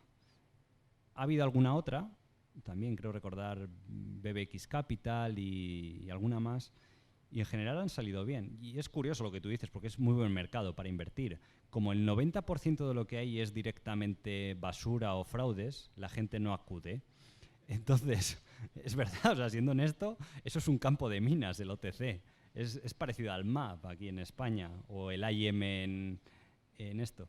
Pero como tienes estigma, nadie acude a ello. Con lo cual, si sabes separar el polvo de la paja, de vez en cuando te encuentras con alguna pequeña joya que puede funcionar bien y que es una situación muy asimétrica, de buen rendimiento con muy bajo riesgo. Hola. Sí, ¿tu actividad en las redes sociales te ha aportado para darte a conocer o al final a la larga solo te ha traído gente que te roba el tiempo? No, ha sido un plus total. Vale. O sea, en el sentido porque, primero, he conocido muchos gestores que seguramente no hubiera conocido. O sea, yo me acuerdo al principio, estaba tuiteando de una empresa que me parecía interesante y tal, y me escribió un inversor. Este era un inversor privado, pero muy exitoso, o sea, vive de la inversión, ha generado rendimientos que es que casi me da vergüenza hasta decirlos en público de lo altos que son, pero es alguien privado y que es millonario. Y me dijo, oye, ¿te importaría dejar de tuitear durante unos días de esta compañía, al menos hasta que yo haya comprado? Porque el tipo estaba ahí acumulando y tal. Y a raíz de eso, pues empezamos a hablar y llevamos ahí un montón de años. Otros gestores. Luego también, al publicar o hablar bastante en redes sociales, mucha gente anónima me envía al email ideas de inversión que realmente están elaboradas y algunas de ellas hemos llegado a acabar comprando. O te hacen un seguimiento casi gratuito de las acciones, porque al final si te siguen 20, 30 personas y 60 pares de ojos ven más que 2 ojos, pues aunque tengan un nivel como el tuyo o inferior, pues te pueden aportar, decir, oye, ¿has visto esto? ¿Te has dado cuenta de esto? Pues eso también nos ha aportado mucho. Y yo también trato de aportar en ese networking, de toda la gente que he conocido y tal, pues oye, si veo algo interesante se lo envío o trato de compartirlo, pues un poco esa labor de reciprocidad. Y luego de cara a los partícipes, yo creo que también ha servido un poco de inculcar la cultura financiera, lo que es la inversión a largo plazo, lo que hacemos en Truval y demás. ¿Y a qué perfil de inversor te ha parecido más la pena dedicarle tiempo, más por la actitud que por el capital? O sea, pequeño o grande, oye, pues gente que quiere saber mucho y está ahí todos los días preguntándote, o gente que pone el dinero y ya confía en ti y no te molesta hasta que lo vuelva a sacar. No sé si tienes experiencia en ese sentido. Ajá. Hombre, yo suelo poner de ejemplo que después de José Luis y de mí, la persona que más dinero ha ganado en el fondo han sido mis padres, porque compraron y como no saben consultar dónde está la cotización ni leen el expansión, pues ya está, me dicen, hijo, ¿qué tal ha ido? Pues bien, este año hemos ganado dinero. El año pasado no estaban tan contentos, pero bueno, no están en ese estrés diario de el fondo de MedTech lo ha hecho bien, el de biotecnología, y ahora voy a rotar y mi gestor me ha dicho que tengo que poner liquidez y que ahora está muy peligroso todo. Al final, el mejor inversor es el que realmente confía en ti, porque dices, si no confías en donde has puesto el dinero, pues mejor o lo haces tú mismo o a lo mejor te puedes comprar un índice, que es una solución perfectamente viable. Y para mí todo lo de redes sociales es muy recompensante. Y en True Value tenemos la política de atender a todo el mundo de la misma forma. O sea, yo prefiero que vengan muchos pequeños inversores, en contra de lo que dice la gente, que a lo mejor grandes institucionales. Porque lo que me he dado cuenta es que un institucional, a la primera que no lo ven claro, te sacan el capital. O sea, tienen menos permanencia que un inversor privado en contra de la creencia generalizada que hay. Y yo no lo hago, pero José Luis publica su teléfono directamente en Internet. Ya hay 8.000 partícipes. Y yo os aseguro que tenéis 10.000 euros invertidos, le llamáis y os va a coger el teléfono. Espero que con esto la gente no se decida a llamar en masa, pero que hemos atendido igual dentro de lo posible. Y luego hemos tratado de usar la tecnología, decir, oye, a lo mejor no puedo reunirme en persona con 8.000 personas, pero está Internet. Entonces, hemos sido un poco los pioneros en hacer reuniones o conference call trimestrales, webinars, que quedan grabados con preguntas, tal, para que todo el mundo, si entra ahí, seguramente su pregunta sea respondida. A lo mejor no en un trimestre, pero sí en varios y que todo el mundo pueda tener ese acceso desde la comodidad de su casa. Vale, gracias por la ponencia, enhorabuena por el camino que habéis recorrido hasta hoy. 2 preguntas por mi parte. La primera, lleváis varias compañías de consultoría e ingeniería IT en Francia y en particular una que se llama IT Link. No sé, ¿podrías comentar por ahí un poco cómo ves el sector, que parece que sigue cotizando a unos múltiplos quizá demasiado bajos? Luego esa compañía en particular. Y la segunda, he visto que también lleváis en cartera Burford Capital, una compañía que tiene bastante tirón ahora en lo que es las redes sociales en España, en el inversor retail. Una compañía que parece que es capaz de generar roces elevados y de reinvertir ese capital en periodos sucesivos. También no sé si ves por tu parte algún comentario que puedas hacer al respecto. Gracias. IT-Link es una pequeña compañía de servicios, como has dicho, de informática en Francia. Y a raíz de conocer muy bien el sector, o sea, a lo largo de los años ya hemos comprendido perdón, hemos comprendido muy bien cómo funciona el negocio, pero a nivel de detalle muy alto. No solo lo que te puedes leer en los informes, sino a raíz de hablar con mucha gente del sector, consultores, empresas, analistas, y eso nos da bastante confianza tener un peso importante en ese sector. Entonces, esta empresa es el clásico ejemplo de error inicial, en cierta medida, porque invertimos como a 12 euros, creo, y entre los 2 fundadores discutieron y uno de ellos quería vender la compañía y otro no. Entonces, el que la quería vender se cansó y por rabia vendió todas sus acciones a mercado. Entonces eso provocó la primera caída. Después tuvieron que buscar a un nuevo CEO porque este señor se marchó de la compañía y provocó cambios en la directiva. Y publicó durante un año y algo, crecimiento negativo del 1 o el 2%. Entonces, en este sector, cuando la gente ve eso, piensa que ya no están demandados los servicios y que los ingenieros están desfasados y te tumba la cotización. Y pasó de estar como a 16 euros, llegó a cotizar a 6. Una caída del 60-70%. Siendo la misma empresa, mismos activos, misma plantilla, todo.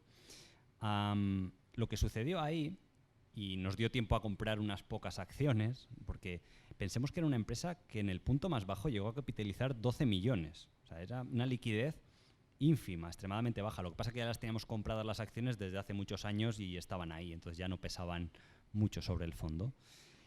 Si tú hablabas con la directiva y comprendías el sector, hay veces que tienes muchos contratos recurrentes pero tardan en renovárteles en función de si la empresa tiene confianza, de si quiere reducir costes para dar buenos resultados un trimestre, si es una de las cotizadas y porque sus clientes son grandes o son empresas cotizadas.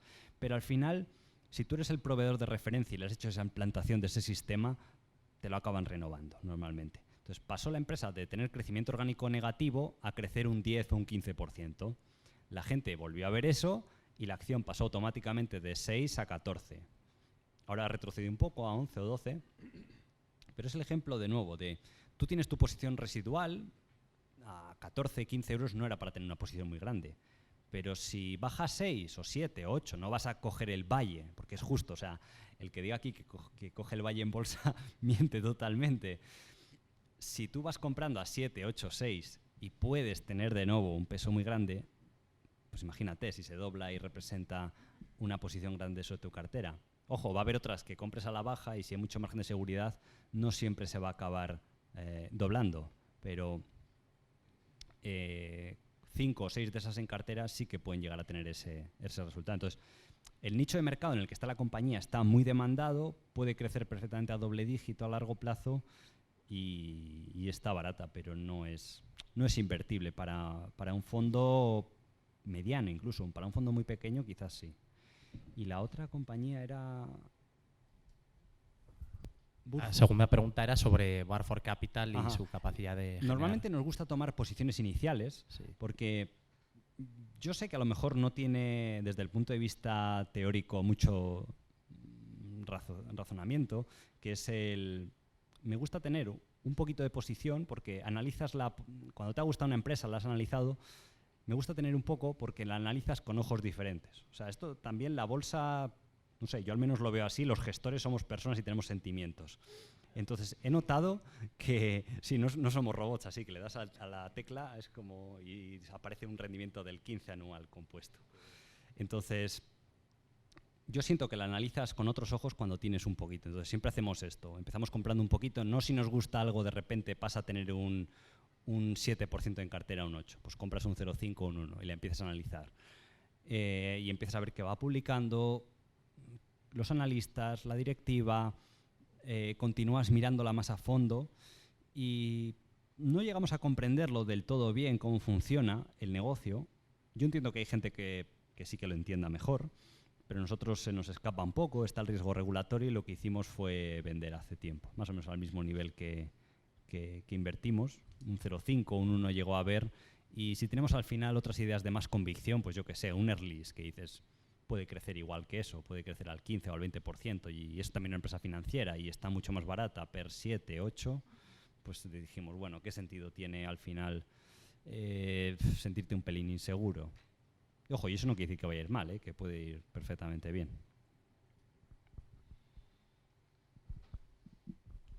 Sí, buenos días, Alejandro. Yo quería preguntarte más por la evolución de tu método. Es decir, del tiempo que estuviste de inversor particular a que eres un inversor profesional, ¿en qué ha cambiado? Es decir, ¿qué fuentes de información, qué volumen de información puedas manejar de una manera y ahora otra? Bueno, un poco esto. Y segundo, siendo un fondo pues muy nicho, muy especial, ¿tenéis un tope un poco marcado en el fondo en cuanto lo vayáis a cerrar? Sí, respecto a la primera pregunta, lo que os he dicho antes, yo empecé siendo inversor pues un poco por hobby, luego se empezó a dar bien, dejé el trabajo, empecé a invertir mi dinero, después ya parece ser que mi familia confiaba en mí, también me dio capital y me dedicaba a eso full time. Entonces, las fuentes de información eran incluso hasta el 2016-2017 era lo mismo que siendo inversor privado. O sea, yo realmente no viajábamos mucho a ver compañías y me manejaba con los informes anuales, las publicaciones que estaban en Internet de las compañías. Si quería algún estudio de la empresa, vas a Google y sabiendo buscar por las palabras correctas puedes encontrarlo y aprender un montón. Y al final, lo he comentado alguna vez, lo de visitar compañías, que últimamente sí que lo hemos hecho un poco más, me reafirmo en que está sobrevalorado, porque al final te introduce sesgos en tu análisis. Está bien para que te expliquen el sector, cómo funciona, aprender cosas de la empresa, pero no tanto para que te vendan la moto, como se suele decir. Entonces, y de hecho, cuando True Value era un fondo pequeño, con un fondo pequeño las empresas de hecho ni te hacen caso. O sea, es también esfuerzo perdido intentar ir, llamar, porque te van a poner con un Investor Relations que muchas veces es deficiente el trato que te da. Yo he visto buenas empresas y reunirte con el Investor Relations y decirte, no, es que estoy aquí, estamos un poco preocupados porque hemos estado mirando el gráfico y la cotización de la empresa está tocando una línea de soporte y de resistencia y igual hemos propuesto lanzar un programa de recompra de acciones porque si rompe el soporte de los 10 euros se va a ir a 7. O sea, yo solo he visto de Investor Relations de compañías cotizadas, y estoy hablando de compañías de $1 billón. Cuando luego realmente los dueños de la compañía a lo mejor no sabían quién tenían puestos ahí o cómo actuaban, era una compañía buena, seria y tal. Entonces, las fuentes de información han sido esas. La ventaja también es que con el paso de los años, si tienes un fondo, puedes hacer más networking que siendo un inversor privado. Puedes conocer a gente de otros fondos, por lo que decíamos antes, de Canadá, de Francia, de Estados Unidos, o inversores privados de bastante éxito, que hay otros fondos que a lo mejor, pues si no tienes una empresa de gestión, pues no te prestan tanta atención, ¿de acuerdo? Entonces eso también es un activo. Y luego respecto a herramientas como Bloomberg o Factset y demás, yo tampoco los he usado nunca. De hecho, fue José Luis un poco el que insistió en empezar a usarlos, pero al final son cosas caras y he pasado de no tenerlas a tenerlas y tampoco aporta mucho a la gestión. A lo mejor te agiliza un poco el trabajo, pero no es elemento diferenciado. Y luego respecto al tamaño de los fondos, es lo que hemos comentado alguna vez. Si se deciden cerrar sería con la suficiente anticipación, ¿de acuerdo? Y con respecto al tamaño y tener fondos más limitados para más pequeñas compañías y poder hacer todo lo que hemos estado aquí comentando, no podemos decir nada en firme, pero sí que hay algún proyecto en marcha para este tipo de gente que quiere más small cap, tamaño más pequeño de fondo, porque al final nosotros sí crecemos, o sea, no queremos ser como la gestora más grande, queremos hacer que esto nos divierta, o sea, para que a mí esto sea atractivo me tengo que divertir, porque por la cuestión financiera está ya un poco resuelta, o sea, antes del fondo ya era libre financieramente y ahora pues un poquito más, pero prefiero que cuando vaya a trabajar me divierta y al final el poder batir al índice con facilidad, poder aprovechar todo lo que hemos dicho aquí, pues también está bien. Entonces, si hay proyectos adicionales siempre son complementarios, pero preferimos crecer más poquito a poco y teniendo control que no teniendo fondos así más grandes. A ver, ha pedido para aquí y luego te lo paso a ti. Cógelo, sí.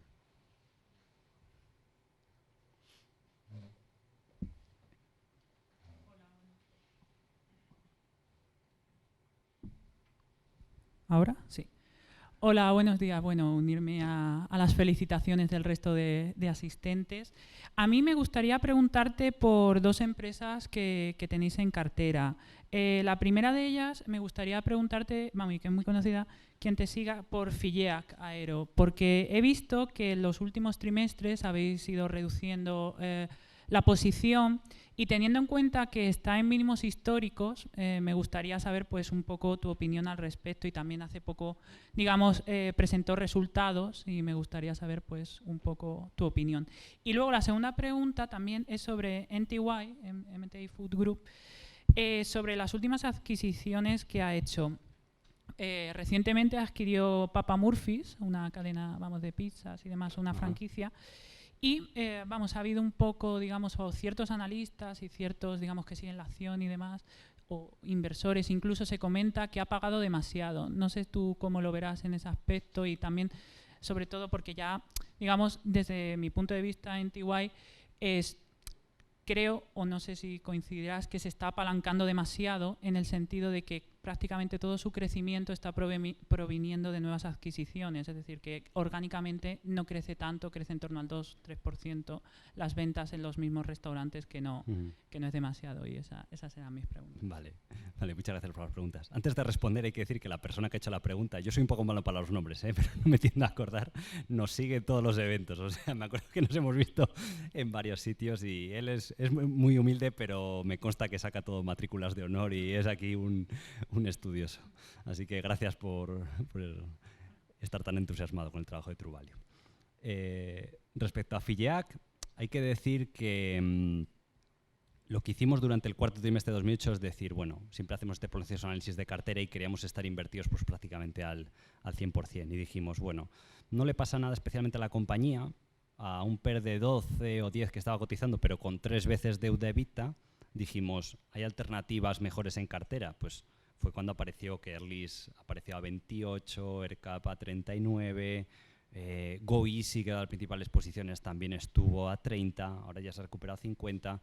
Entonces, como estuvimos invertidos al máximo, lo que hicimos fue vender esa posición y alguna más, Gaia y tal, y redirigir los fondos hacia estas otras ideas. Entonces, al final, cuando uno está invertido y ya no te queda liquidez, pues lo mejor es esto. Ahora sí que hay un poquito más de liquidez, pero como ya no está tan barato el mercado, nos gusta tener un poquito de pólvora seca. Y luego, respecto a MTI, respecto al apalancamiento, hay que decir que es un negocio súper predecible. En la crisis no sufrió porque la gente sigue yendo a comer, incluso los restaurantes de comida rápida y con un precio medio bajo, el precio medio de MTI creo que está a 7 o 8 dólares el menú, tienden a funcionar muy bien incluso en las crisis. Entonces, son empresas que pueden aguantar 3, 4, 5 veces deuda EBITDA sin ningún problema. La otra que tenemos muy apalancada es también SSNC en el fondo, que es Top Holding, pero por lo mismo. Entonces, dicho esto, es cierto que lo que tú dices, que el crecimiento viene de adquisiciones, pero históricamente siempre ha sido así. Nosotros hemos analizado que las adquisiciones hace una TIR más o menos del 18%. Y por eso ha crecido los últimos 10 años al 15-20%. Entonces, tú lo que quieres es que hagan esas adquisiciones. Y todavía tienen un tamaño contenido para el tamaño que podrían llegar a alcanzar, o eso es al menos en lo que se basa nuestro análisis. Adquisiciones un poco más grandes sí que son un poco más caras y ya la TIR va a ser inferior, pero también se hace buen retorno. El año pasado pasó lo mismo con Investcorp. El mercado pensaba que lo compraron caro, han hecho la sinergia, la rentabilidad ha aumentado mucho y la cotización se recuperó. Ahora sucede lo mismo. Te han hecho una adquisición grande, el mercado entra con el miedo típico. Es cierto que no es la mejor franquicia de pizzerías, pero al final todo importa el precio que tú pagues. Entonces, es una empresa que te va a hacer 20-25 millones de EBITDA, pero al comprar la MTI te quitas 1 o 2 millones ya de solo de estar la empresa cotizada. La directiva o en stock options y tal cobra otros 3-4 millones. Al meterlo en su red de distribución, porque los franquiciados le compran a la central, a MTI, la comida, y tener esas sinergias ahí, también arañas un poquito de rentabilidad. Entonces, con todos esos factores, nosotros hemos calculado que sigue dando la TIR histórica que ha tenido el negocio, de en torno al 12, 15, 18% más o menos puedan dar esa adquisición, pero no ni de lejos lo que pensaba el mercado. Y luego, además, la empresa está potenciando mucho el crecimiento orgánico, que era uno de los fallos que tenía. Entonces, el nuevo CEO que ha venido, que nos gusta mucho, le conocemos ya desde hace bastantes años, ha establecido, pues como dice Charlie Munger, la gente opera por incentivos. Entonces, ahora el 40 al 50% de la directiva intermedia tiene incentivos en base al crecimiento orgánico que tenga el negocio. No solo adquisiciones y tal, sino que están haciendo muy buena labor de remodelar los restaurantes, cambiarle las imágenes, cambiar el menú, cambiar el estilo de publicidad que hacen de marketing, el estilo que tiene de tratar a los trabajadores. Es un poco como el turnaround que hizo Burger King en 2012. Si pensáis, os acordáis cómo era un Burger King hace 10 años, era muy feo, muy antiguo, y simplemente cambiándole un poquito la imagen al local, al menú, y cambiando la oferta, concentrando en lo que mejor funciona, han tenido un resultado espectacular. Entonces, lo que nos dijo un poco la empresa es decir, oye, no somos ciegos a estas tendencias y creemos que esto puede funcionar. El último trimestre ya ha dado sus frutos y pensamos que van un poco por la vía correcta. Entonces, de esa clase de equipo directivo que tiene muy buen track record sí que te puedes fiar de todo lo que te diga, porque además luego tienden a cumplirlo. Están alineados, tienen muchas acciones y el potencial que tienen de crecer, porque antes era una empresa de Canadá, pero se ha expandido a Estados Unidos, el mercado es 10 veces más grande. Si en Canadá has conseguido formar una empresa de 1 billón o 1.5, en Canadá por tamaño podrías tener 10 veces más potencial de crecimiento, con lo cual estamos ahí súper tranquilos y no sé, yo pienso, no ahora, pero tómalo con cuidado de que puede llegar a ser una empresa de 10 billón con el paso del tiempo. ¿Más preguntas? A ver, Juan. Y luego vamos ahí detrás. Si quieres. En primer lugar, muchas gracias por la presentación. Yo tenía 2 preguntas, una muy breve, que es lo que has comentado de visitar las empresas que está sobrevalorado, ¿eso también lo haces extensivo a tener calls con la dirección o con las empresas, sea quien sea de la empresa? Es decir, ¿lo ves también un tema secundario? Sí, o sea, es similar casi tener una call, porque hoy en día con Skype, videoconferencia y demás, a lo mejor en persona cambia un poquito, es diferente, pero, por ejemplo, reunirte con un MTI te aporta, porque son gente cercana y no son promocionales, tal, y te explican cómo funciona el negocio y aprendes bastante y no están muy enfocados en lo que haga la cotización o en tratar de venderte la moto, porque ellos son accionistas, o sea, ellos no van a ganar más dinero porque suba la cotización a corto plazo. Lo ganarán si sube la cotización a largo plazo. Y luego lo que me he dado cuenta es que muchas de las cosas que tú has investigado por privado, si has hecho bien tu trabajo, muchas veces te las confirman en las reuniones con el equipo directivo. Y no sé hasta qué punto compensa irte a Reino Unido o a Alemania, a veces lo hemos hecho, que entre que vas, vienes, la energía que te resta, a lo mejor te tiras una semana, aunque visites 5 o 10 compañías. A ti te da la sensación de que por reunirte con la empresa te lo cuenta más rápido de lo que podrías haberlo leído tú en tu despacho, en tu oficina, pero siento que no es tan efectivo desde el punto de vista del tiempo. Y al final tenemos un tiempo limitado. Y la otra pregunta era, yo por lo que os he seguido, soléis tener una cartera de alrededor de 50 empresas, no sé cuántos análisis hay detrás, a lo mejor hay un análisis que agrupa varias empresas, no tengo ni idea, pero entonces, y viendo que tampoco tenéis demasiados analistas, ¿no? Que supongo que el que más trabajo intelectual de analizar los deals eres tú, ¿cómo balanceas pues eso, la diversificación, que por definición es buena, pero también el nivel de profundidad en que te metes en cada deal? Entonces, porque al final, pues oye, si miras lo de Joel Greenblatt, pues al final él piensa que la diversificación es muy buena, ¿no?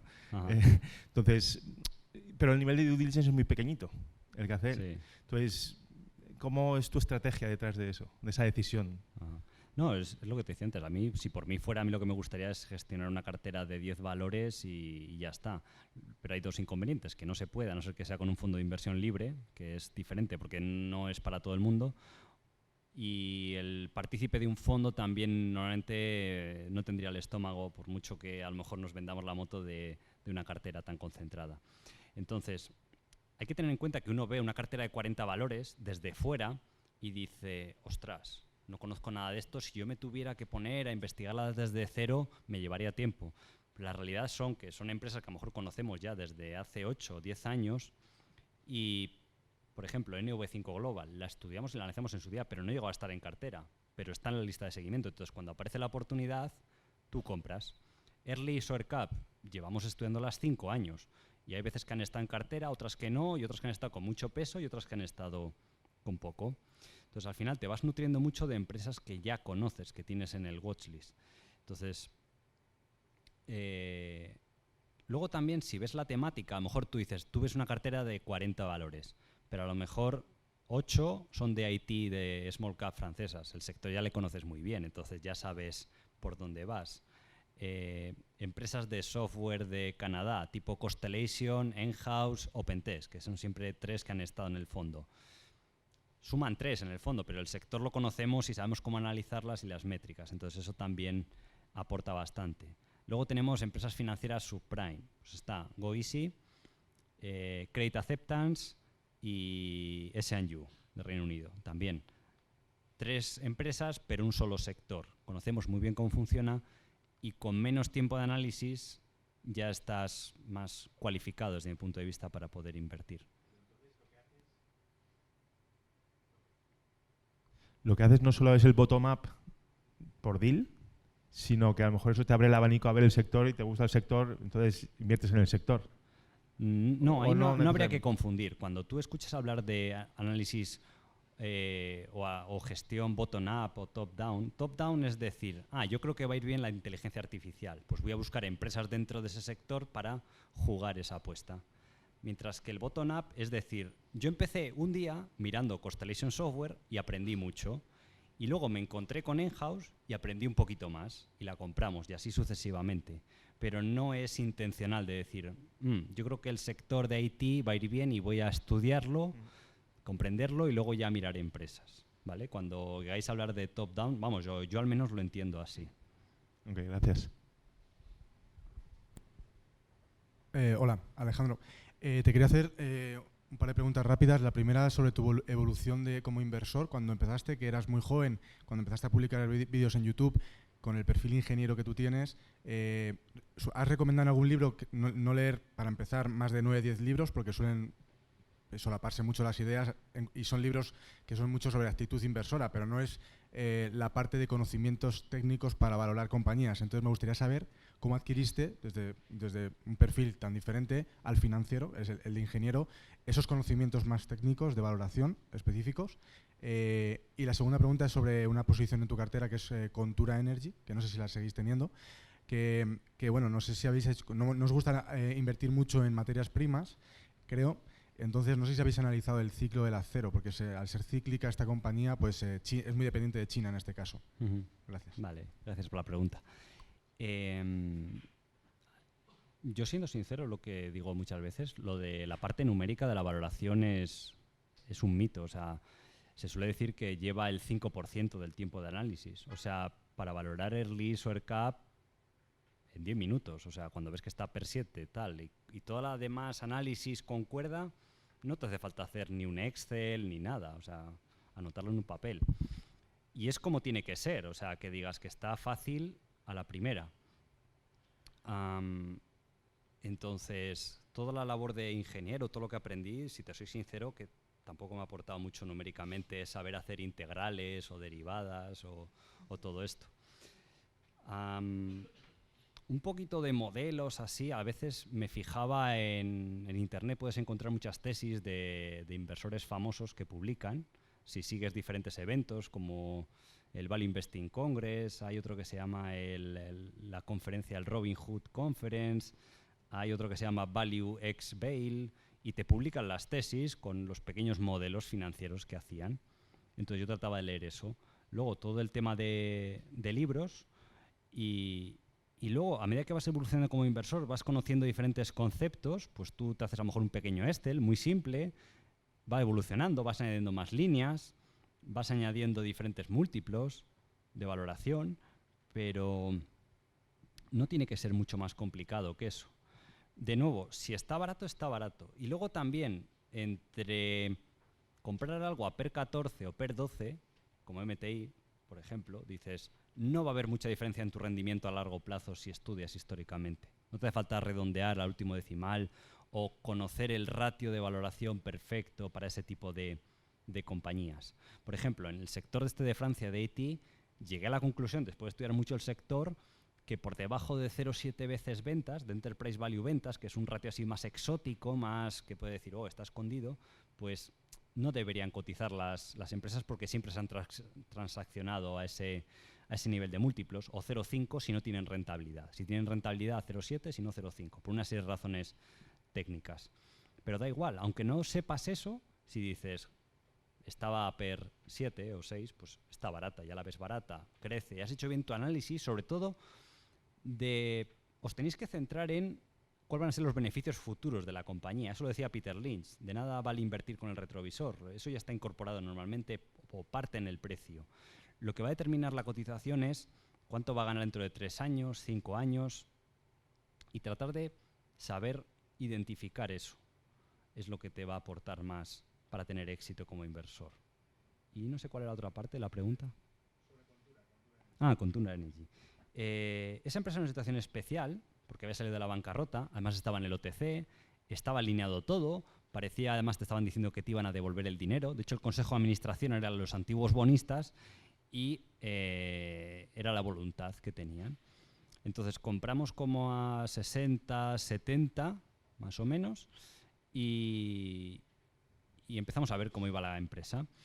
Sucedió que en enero, en el primer conference call, ya cuando la pasaron a cotizar al principal stock exchange, pues el CEO empezó a decir, le preguntaron, oye, ¿cuáles son tus políticas de gestión de capital? Y dice, bueno, abrir nuevas minas para tener crecimiento orgánico o comprar otros rivales y luego a lo mejor, bueno, repartir dividendos o acciones. Cuando reinvertir en el sector del carbón ahora mismo es la peor idea. O sea, son lo que se llaman vacas lecheras, que hay que ordeñarlas, que te devuelvan el máximo posible, porque es una industria que acabará. Lo que pasa que no como el mercado pronosticaba, que acabará en 3 años o 4. Yo creo que en 30 años, 20 años, no existirá la industria o será una parte muy pequeña. Entonces, lo lógico, como accionista de esas empresas, es que te devuelvan el dinero y no que lo reinviertan en nuevas minas que probablemente van a desaparecer dentro de 20 años. Lo lógico es que te lo devuelvan y que tú diversifiques. Un poco como hacía